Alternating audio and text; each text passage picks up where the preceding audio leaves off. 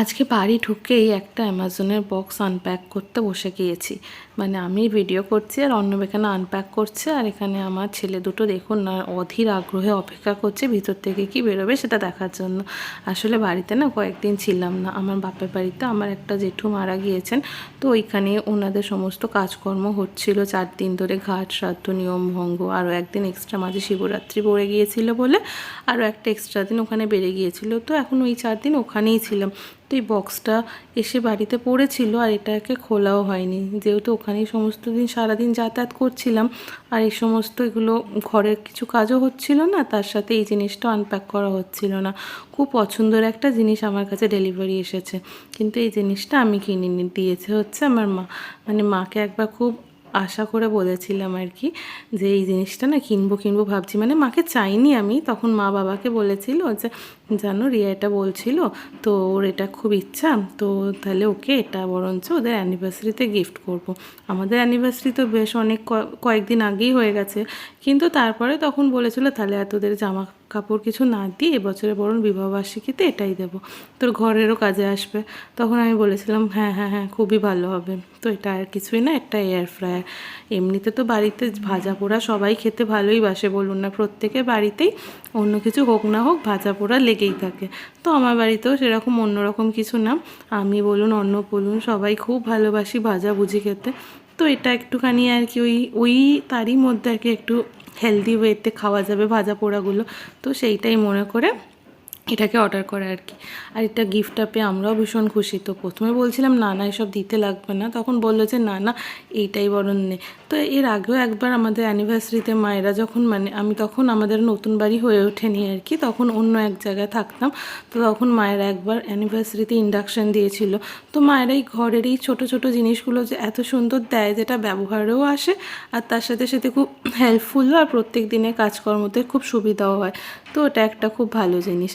আর ওই ইন্ডাকশানটাও তো এখন এমনই হয়ে গেছে যে একটা মুহূর্তটা ছাড়া ব্যবহার করা মানে ছাড়া চলে না আর কি, খাবার গরম করা থেকে সমস্ত কিছু, জল গরম। তো আশা করি এইটাও এখন প্রত্যেক দিনের ডেলিকার জিনিসে ভালোভাবে ব্যবহার করতে শিখে যাব। অতটা তো অভ্যস্ত না, এমনি করাতেই ভাজা পোড়া সেঁকা যেরকম করে অভ্যস্ত আর কি, কিন্তু আশা করছি আস্তে আস্তে এটার সাথে অ্যাকাস্টম হয়ে যাব ব্যবহার করতে করতে। তো জিনিসটা কিন্তু দেখতে খুব সুন্দর হয়েছে আর কালারটাও ভীষণ সুন্দর, একটা ডিপ বাটল গ্রিন কালারের, আর এটা হচ্ছে পিজিএন কোম্পানির। আর উপরটায় ডিসপ্লেটাতে হচ্ছে টাচ স্ক্রিন, মানে এমনি কোনো কিছু প্রেস করার ব্যাপার নেই, উপরে ডিজিটাল একটা স্ক্রিন দেওয়া রয়েছে যেখানে টাচ করলেই সুন্দরভাবে অপারেট করা যাবে। তো এটা তো সেরকম অপারেট করা কিছু ঝামেলার নয়, তো ওখানে ওই শুধুমাত্র টেম্পারেচারটা রেগুলেট করতে হবে আর তার সাথে সাথে টাইমারটা দিতে হবে। আর তাছাড়া দেখছিলাম আরও বেশ কিছু অপশানস রয়েছে, যেমন ফ্রাইজ কিনা করতে চাই কিনা, বা পিৎজা বেক করতে চাই কিনা, বা কাবাব শিখতে চাই কিনা, সিঙ্গারা ভাজতে চাই কিনা। তো সেখানে আর টেম্পারেচারও আলাদাভাবে সেট করার দরকার পড়বে না, বা টাইমারও দেওয়ার দরকার পড়বে না, অটোমেটিক্যালি ওটা হয়েই যাবে। তো এটা বেশ সুবিধা। তো জিনিসটা আমার ভীষণ পছন্দ হয়েছে। তো এটা খোলার পরে অর্ণব বলল চল তাহলে তোকে আজকে একটা কিছু ভালো রেসিপি করে খাওয়াবো। আর আজকে আমাদের বাড়িতে সবাই রয়েছে, আমার শ্বশুর শাশুড়ি বাবা মা, আমরা তো রয়েইছি 4 জন, সবাই যেহেতু রয়েছে তোকে বললো, ওই বললো যে একটা তাহলে করে আমি সকলের জন্য একটা পদ করে খাওয়াবো, খুব সিম্পল কিন্তু সকলে খুব পছন্দ হবে। তো আমিও তো অধীর আগ্রহে বলে উঠলাম ঠিক আছে তাহলে তাই করা যাক। ওই যে প্রথমেই বললাম না আমার একটা জেঠু মারা গিয়েছে, তো ওর জন্য বাপি মাও নিমন্ত্রিত ছিল সিঙ্গুর থেকে, তাই জন্য ওরাও এসেছিল। তো যাই হোক এখানে বাড়িতে আর কিছুই না, ফ্রেঞ্চ ফ্রাই করার জন্য খুব সুন্দর করে আলুগুলো কেটে নিচ্ছে আর কি অন্য। তো আগের ব্লগে তো আপনারা দেখেইছেন আমার বাড়ি থেকে আলু পাঠানো হয়েছিল চাষের কিছু, তো সেই আলুগুলোতেই করা হবে। চন্দ্রমুখী আলু এমনিতেই তো খুব সুন্দর হয়, খুব মিষ্টি আর খুব তাড়াতাড়ি গলে যায়। আর এবারে আলুগুলো এত সুন্দর হয়েছে, যেমন বড় তেমন নিখুঁত আর তেমন নিটোল আর পাতলা আঁশ, তো ওর জন্য খুব সুন্দর হয়েছে আলুগুলো। এমনি আলু চচ্চড়ি বলুন আলু ভাজা বলুন এত তাড়াতাড়ি হয়ে যাচ্ছে আর এত সুস্বাদু হচ্ছে যে বলবার নয়। তো ওই জন্য ও বললো তাহলে ফ্রেঞ্চ ফ্রাই খাওয়াবো। ফ্রেঞ্চ ফ্রাই তো এমনিতে ডুবো তেলেই করা হয়, তো আজকে বরং এয়ার ফ্রায়ারের মধ্যেই করে খাওয়া যাক, দেখি কেমন হয়। যেহেতু অনেকজন মানুষ, তো ওই জন্য পরিমাণে একটু বেশি কাটা রয়েছে। কিন্তু এই এয়ার ফ্রায়ারে আমি একটা জিনিস এক্সপিরিয়েন্স করলাম, যে যদি আপনি ব্যাচে ব্যাচে অল্প অল্প করে দেন তাহলে কিন্তু জিনিসটা বেশি ভালো হয়। যদি উপরে উপরে মানে ওভারক্রাউডেড হয়ে যায় ওই প্যানটা যেটার মধ্যে ওটা ভাজা হয় আর কি, তাহলে কিন্তু অতটা ক্রিস্পি হয় না। যে কটা উপরে থাকে সেগুলোই খুব সুন্দরভাবে ক্রিস্পি হয় আর নিচেরগুলো অতটা ক্রিস্পি হয় না।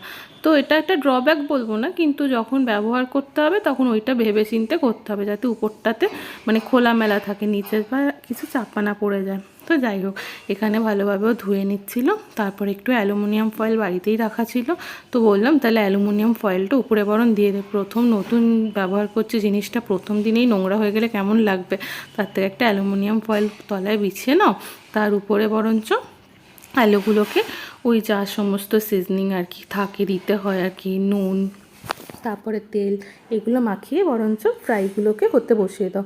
তো তখন ও বললো ও নাকি ইউটিউবে রেসিপিটা দেখেছে, তো ওখানে নাকি নুন ব্যবহার করতে হবে না।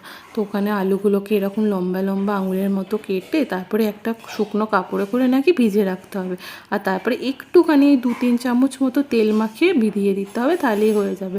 আর হয়ে যাবার পরে তারপরে তার মধ্যে দিতে হবে নুন আর গোলমরিচ গুঁড়ো বা অন্য কোনো যদি মশলা আপনি দিতে চান সেটা। তো আমি আর ওই জন্য কোনো দ্বিমত করলাম না, ঠিক আছে ঠিক আছে, তোমার যেটা পছন্দ সেটাই করো, তুমি করে খাওয়াচ্ছ এটাতেই আমি অনেক হ্যাপি, তো যেভাবে খুশি তোমার সেভাবেই করো।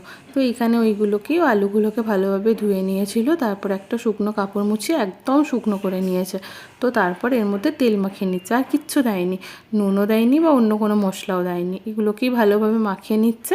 আর তারপরে ওই প্যানটার মধ্যে একটু ওটার মধ্যে অ্যালুমিনিয়াম ফয়েলটার মধ্যে অল্প করে হাতে করে তেল ব্রাশ করে নিচ্ছে। আমার ব্রাশটা বের করে ওকে বললাম হাতে করেই কাজ চালিয়ে নাও তো। তো এখানে আমি দাঁড়িয়ে দাঁড়িয়ে ওকে ইনস্ট্রাক্ট করছি, আর ও বলছে যে দেখো না এমন ফ্রাই খাওয়াবো যে তুমি এবার থেকে আমাকে সবসময় বলবে।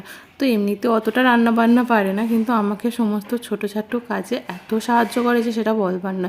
কিন্তু এই ইনিশিয়েটিভ নিয়ে ও যখন এক একদিন বলে যে তোমাকে এইটা করে খাওয়াচ্ছি সেইটা করে খাওয়াচ্ছি, তুমি শুধু বসে বসে খাও, তখন কিন্তু একটা মহারানি মহারানি ফিলিংস হয়।